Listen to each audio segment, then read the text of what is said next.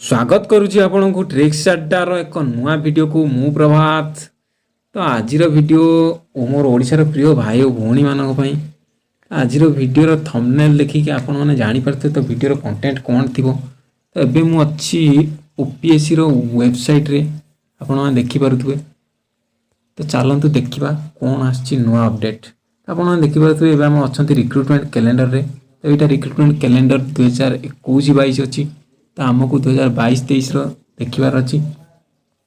तब आम पहुँच जाइए रिक्रूटमेंट कैलेंडर 2022-23 आपने देखिपे 2022-23 रिक्रूटमेंट कैलेंडर। तो ये अच्छी आमर नेम ऑफ द रिक्रूटमेंट, ये अच्छी डेट ऑफ एडवर्टाइजमेंट, ये अच्छी मेथड ऑफ सिलेक्शन, ये अच्छी schedule publication of result and part result.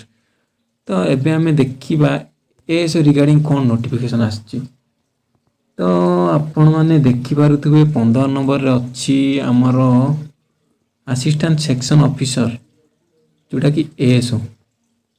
तो तार एडवर्टाइजमेंट डेट केबे पब्लिश हेतला ना 31/12/2021। तार मेथड ऑफ एग्जाम कोन रहउछि ना रिटन एंड स्किल टेस्ट। तो एटा हमर लेटेस्ट अपडेट आछि जोटा कि आपण देखि पारुथुबे नवेम्बर 2022 रे एग्जाम होबार अछि। एटा पूरा कंफर्म। तो आपन को सेप्टेम्बर कि अक्टोबर रे माने पूरा फुल नोटिफिकेशन मिल जिवो जे केमिति एडमिट कार्ड डाउनलोड की अलगा किछि कोन सब फुल नोटिफिकेशन मिल जिवो। तो सेति पय एबे तू प्रिपरेशन स्टार्ट कर दियंतु। आउ अल्प किछि दिन रहिछि जेहेतु एएसओ रो सिलेबस भास्ट रहउछि। तो निहाती भाबे एबे तू प्रिपरेशन स्टार्ट कर दियंतु। तो आज वीडियो एतिक थिला। तो जदि वीडियो भल लागिथिबो सांग मान सहित शेयर करंतु आउ चैनल को लाइक करी सब्सक्राइब भी करंतु। धन्यवाद।